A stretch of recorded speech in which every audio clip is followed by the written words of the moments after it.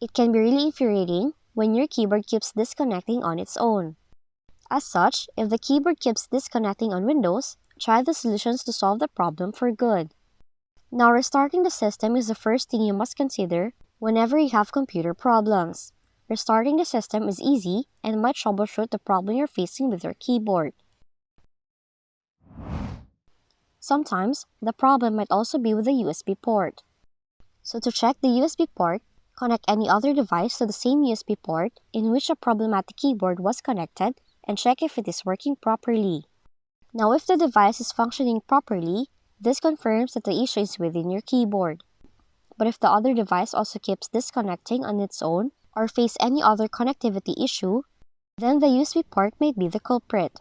You can also try cleaning the USB port with a soft brush and check if it makes any difference.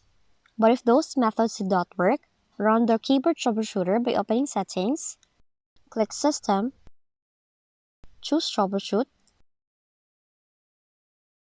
click Other Troubleshooters, then click Run next to Keyboard. Now the keyboard troubleshooter will look for any available issues, and if it finds any, it will suggest fixes that might solve the problem.